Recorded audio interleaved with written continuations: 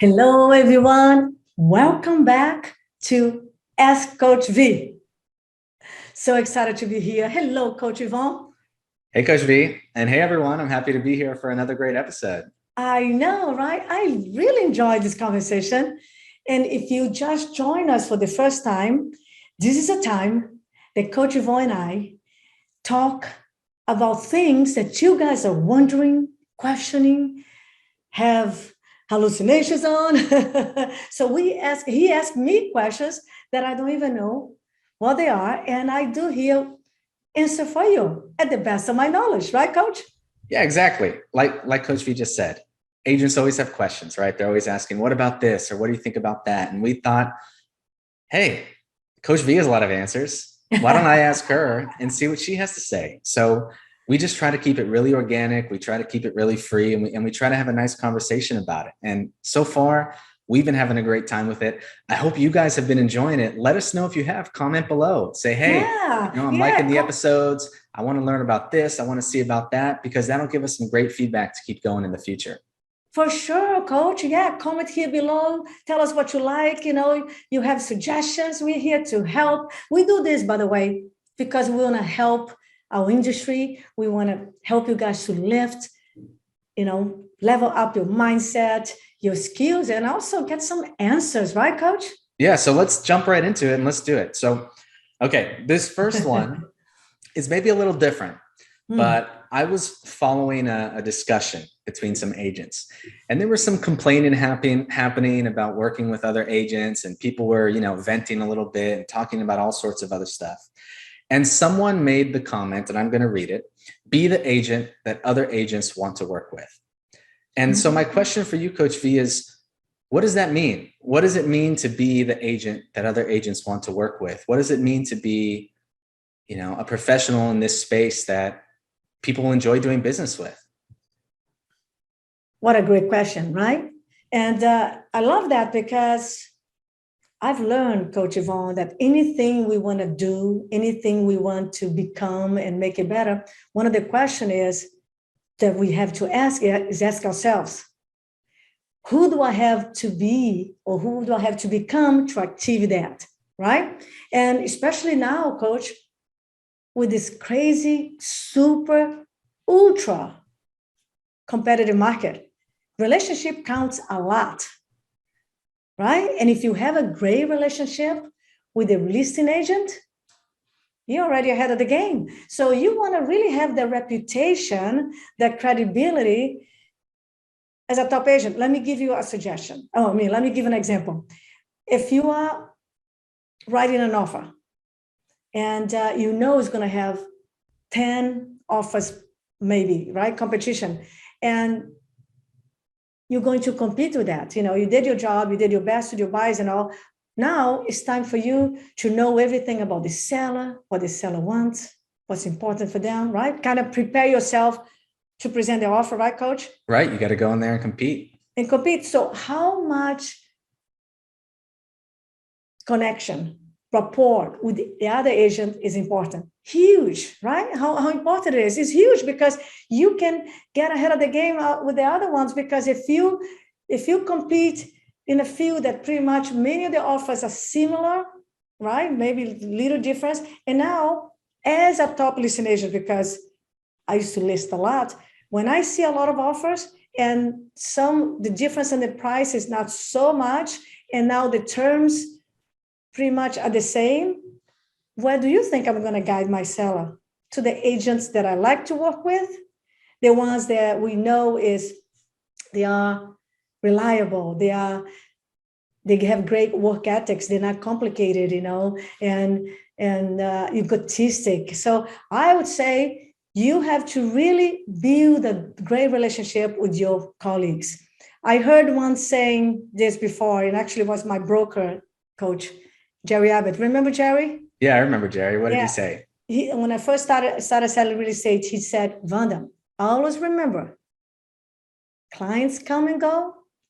The agents are here to stay. Build a great relationship with them because you're always going to do business with them. And I really took that deeply, and I made my mission to have a great relationship with everybody. And I remember the title company even telling me, Coach, and again, I don't mean to brag, but this is something you want to be proud of. The title company said, Vanda, we hear a lot of comments, agents bad mouthing the other agents, but with you, they always like to work with you. They always had great things talking about you. And you know what I told her, Coach? What? I said, you know why? Because I treat them with respect, consideration, equal, and my team, because I train my team well. We do our job, and many times we do their jobs because we don't want to assume that they know what they're doing. So we make sure we have future orientation and we have the systems and planning, and we are helping them to do their job. We make their job easier, so they all want to work with us.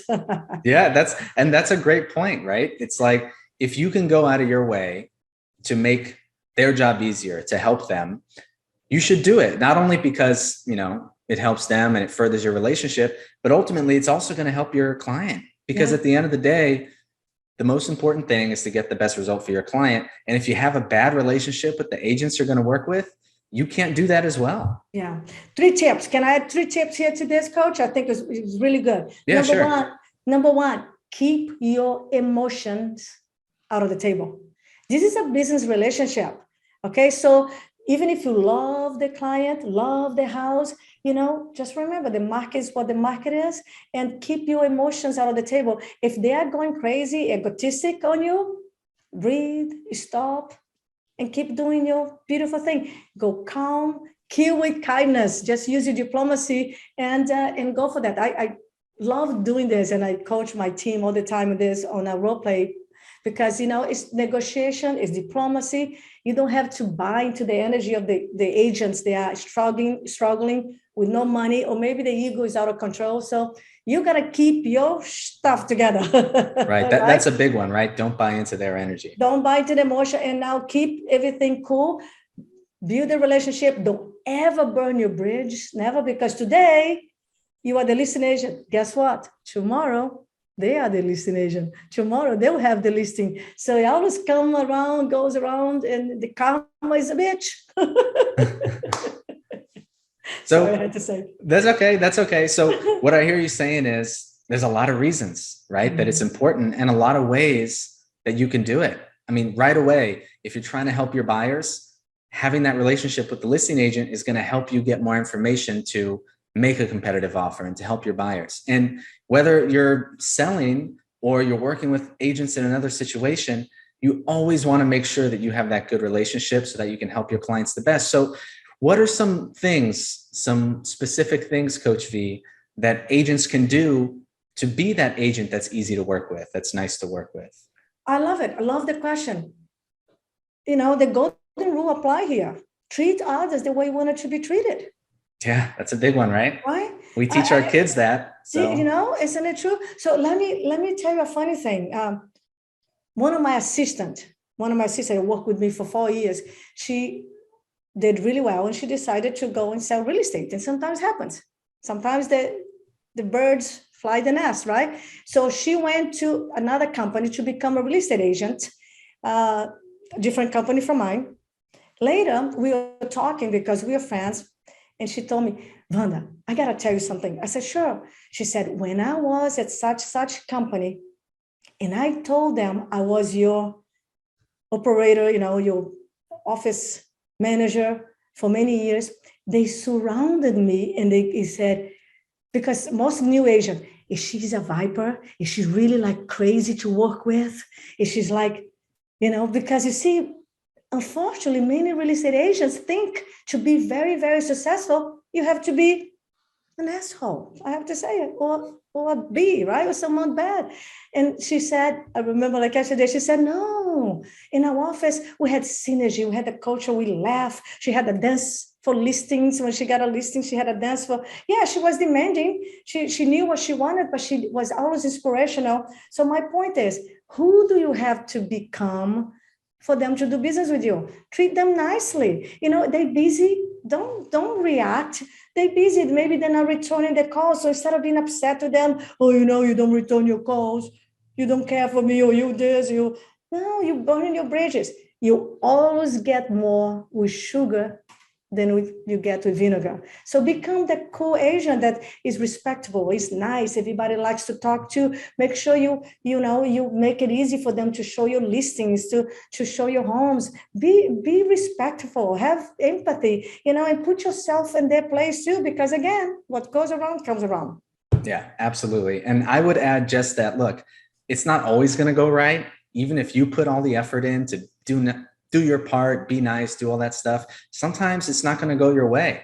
Remember, it's not about you, right? It's about the deal. So like you said right away in the beginning, keep emotion out of it. This is business, and let's get it done. So awesome. I think we covered that question well. Let's move on to the next one. So this next one is totally different, but still, very relevant. So I was reading in a Facebook group, and they were talking about verbal contracts and verbal agreements. And someone said there's no such thing as a legally binding verbal contract. Let's ditch this terminology. And then there was this big discussion about, verbal agreements and contracts and all this stuff. So talk to me a little bit about this. When, if ever, is a verbal agreement okay or enough? Great question. I love it. And super important, like you said. Okay. First of all, nothing counts unless it's signed and delivered. Actually, not only signed, you got to sign and deliver. It has to have the ink on it. Okay. So if there's no ink on it, you have nothing. Now, here in California, I don't know about Texas or Florida, but here in California, every offer has to be presented. We have the fiduciary duty to disclose to all the sellers and buyers everything. We sign contracts, right? So, Coach, if I'm selling my listing, if I'm selling my listing for $1 million, and you call me and you make me a verbal offer of 950,000 or 900,000, even if you have not put in paper yet, it's my fiduciary duty to tell the seller, Mr. Seller, now you got to explain, right? You don't exaggerate, you don't diminish. You say, Mrs. Seller, as we talked about during the listing presentation, I'll be representing you. It's my job to tell you everything. And an offer is not really an offer until it's signed and delivered and as executed. Now, I do have to tell you when I hear of verbal offer, because sometimes real estate agents are picking our brain and they ask, would you be interested? So for example, your house is listed for $1 million. We just put on the market. Now I have a buyer that asks, would you consider an offer less than full price? So even though we're in a few days in the market, we don't have any offer yet. So I told them, go ahead and present. So they're thinking about writing an offer of this. So again, Coach, I hope I was clear. Got it. Yeah. So it sounds like when you're talking about, you're going to work with your client, whether you're going to work with a buyer, you're going to work with a seller. In that scenario, verbal agreement, no, you got to get that buyer's agreement, got to get that listing agreement. If you get an agreement to do anything, no, can't be verbal, has to be on paper, right? But everything has to be on paper. Everything has to be on paper. But with the fiduciary duty to representing the seller, even if you get a verbal offer, we need to make sure that we represent it, right? That's what you're saying. Yeah, so that means that is the beginning of a negotiation. You disclose and you say, Mr. Seller, and he might, sometimes, like, for example, if the house is listed at 1 million, it's been in the market 15 days, nothing's happening. Of course, not in this hot market like right now. Right. But let's just, as an example, hypothetically, right? It's listed $1 million, and you have someone who calls you and say, hey, I like the house, and if they take 800,000, I write an offer right now. So you have to present that to the seller. Here in California, we have to present that to the seller verbally. Doesn't mean it's going to happen. Doesn't mean it's a really offer, because it has to be in writing. If the seller said, forget about it. Okay. So now I am a top listing agent. I would say, Mr. Seller, can I tell you how many times people made offer and then we negotiate up? So can I go ahead and tell them, hey, do your best, write the offer, and we can talk. I think that's a good way to do it. So I think that that's a great point, and I'm glad you took it there. Now, I think that the people were more concerned, thinking about working with, you know, their specific clients, their specific prospects. And as they start doing business together, you know, whether you need to have a signed agreement always or verbal. And I just want to make it 100% clear that Coach V and I both say everything has to be a written contract in writing. Now, even deeper than that, we tell all of our clients, look, everything that you talk about verbally, follow up in writing. What does that mean to you, Coach V? Explain to, you know, some of the people watching. When we say everything that you talk about verbally, follow up in writing, what do you mean by that? Oh, I love the question, because I don't know about, you know, you guys, I hope not, but have you ever met someone who has been in a lawsuit or maybe even arbitration? So what I know is you have to log everything, because you are dealing with people. Things go wrong. Shit happens. I say how it is. Absolutely. And you never know. And you talk to a buyer and he says something, and later he said, oh, I didn't say that. Is he a say, she say? So everything they tell you on the phone, you know, by the way, let me clarify here, Coach.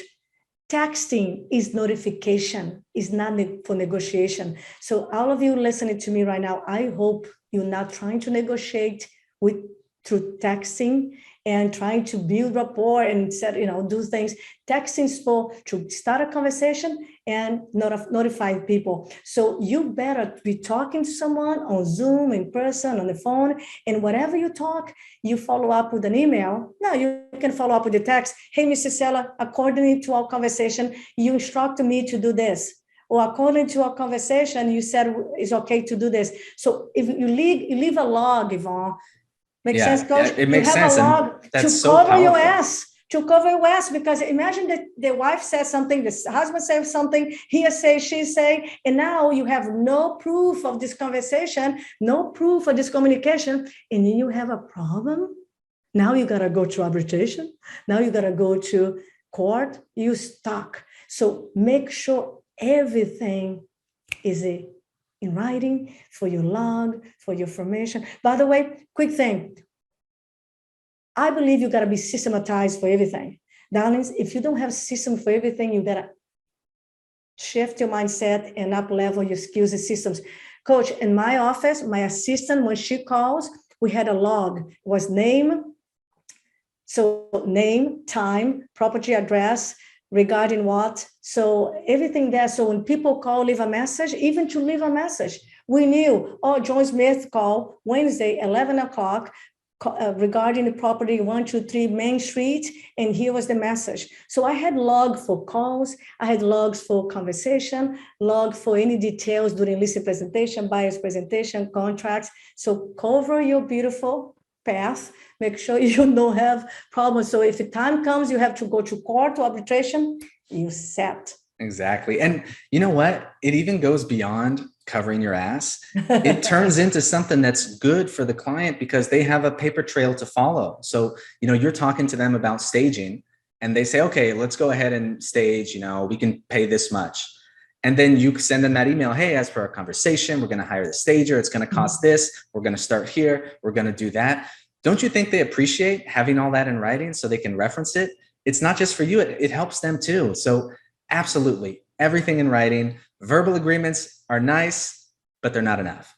Everything needs to be in writing. And remember, you have that fiduciary duty, though, when you get that offer, even if it's verbal, you got to present it, at least in California. I don't know the whole United States. So, yeah, and I believe they have to say it too, because, right? And you should either way, right? You should be presenting everything to them. You should be explaining everything to them. Yeah, you know, the thing too, Coach, before I know we have to go and you guys are busy, I hope you are selling homes and listing homes like crazy out there. I just want to say this to you guys. You got to be scripted and prepared for everything. You don't wing it. If you wing, you're setting yourself up for pain, stress, you know, craziness. So you got to be scripted. So everything is in writing because you are dealing with people at the worst time. They're buying, selling, they're moving. Oh shit, they got to pack and they got to take care of the kids and the grandmother and the dogs and the cats. It's crazy. So if you don't have a script, if you don't have standard operating procedure, everything is painful. And so I'm telling you, you got to work on that, because you're dealing with the husband, wife, she's going one way, he's going another way. And then sometimes you have siblings in the middle, and then you have all these contractors. If you don't have a systematized approach, and then you have checklists for everything and log everything, you're going to have some pain and extra stress. We don't need that. Yeah, absolutely. Well, you heard it, guys. Make sure, have a standard operating procedure for everything and get everything in writing. Well, wonderful. You know what, Coach V, I think that's all the time we have for today for questions. I enjoyed our talk today. I hope you did too. Oh my God, I love it. I love your beautiful smile and your energy, your questions. Of course, you all know by now, hopefully, that I don't know the questions I'm going to get. So it's so exciting to be like, oh my gosh, what he's going to bring out of the bag. So thank you for being here. Exactly. I was going to say the same thing. Thanks for being here. Everyone, make sure you subscribe, because you don't want to miss this. Yes. We're going to be doing these constantly. We're always going to be bringing great questions. We're going to be covering great topics. And I think we can all agree that we cover a lot of gold here, get a lot of value. So subscribe, comment below, let us know, hey, what do you want to hear about? What should we talk about? What should we do in the future? And we'll do it for you. Yes, and share this, because we also want to have fun with this. Did you notice? And by the way, why we do this? To help you to have a better life, a better business, more fun, more energy, more production, and more money too, more moolah, and more vacation, everything, right, Coach? So thank you. I'll see you next week. Thank you, Coach Ivon, and let's go out there and kick ass. All right, thanks. Bye. Bye.